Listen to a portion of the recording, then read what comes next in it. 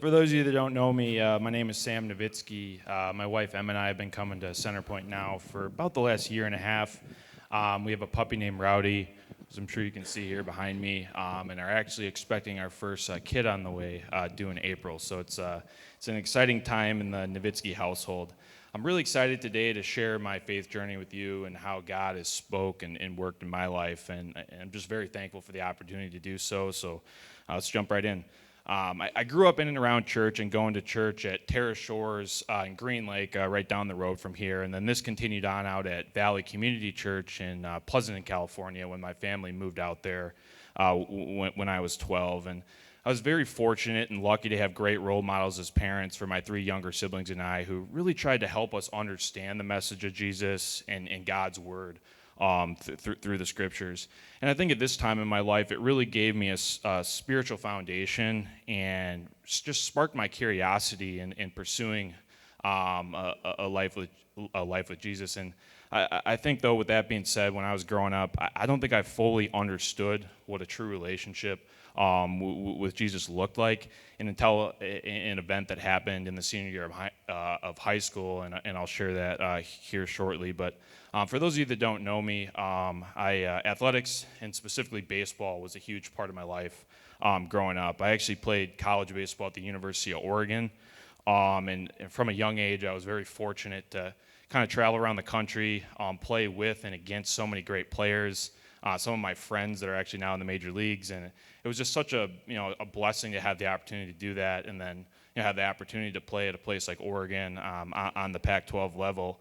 But back to my senior year of high school, I had a lot of expectations on me in regards to our baseball season, and our team was expected to be very good too, compete for the conference championship and then also the state championship. And I was one of the leaders on that team.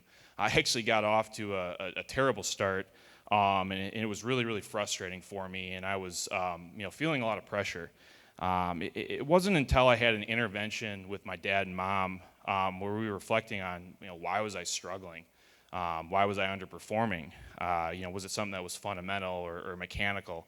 I was putting in so much work, and it just wasn't paying off. And I'm sure it was a, combination of a couple things, but that's when it hit me. I was letting the results and the pressure of a silly game, like baseball, control my life.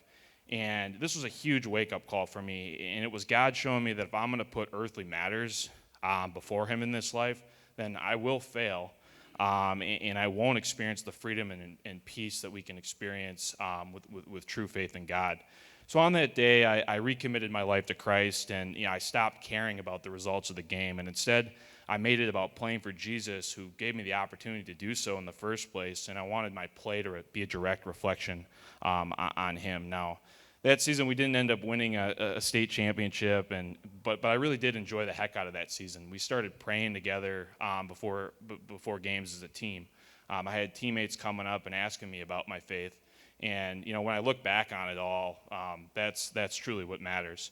So while learning how to put God first in this life truly has changed everything for me.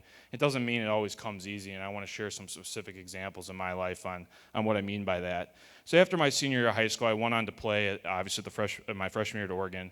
And in that first season, I started every game. I actually set the freshman record for hits in a season, and also in multiple other categories. So it was a successful season. But after the season, the coaching staff that recruited me there was fired, and a new coaching staff was brought in, and a lot of my teammates and best friends transferred out of there. And I wasn't this new coaching staff's prototypical player. From my sophomore to senior year, I had to earn everything. I didn't start every game, so when it was an adjustment for me. I definitely probably could have transferred out of there and got into a different system or a different program where I could have had a little bit more personal success. But I just heard God calling me and telling me, Sam, no, I have more for you at Oregon. And what that ended up being, looking back on it, was I think I was able to impact my teammates, be a witness in the locker room. My last couple of years there at Oregon, I had the opportunity to be a leader for our Fellowship of Christian Athletes group for the entire Oregon athletic department. My new head coach, I think he saw my faith in me, and we started having conversations about that. I think he was a bit curious, and I think it was moving to be able to kind of share my faith with him. And I think ultimately I became a better follower of Christ. better baseball player, and I was able to, face an adverse situation, which I think is going to, help by putting God first, which I think is going to help me later on in life.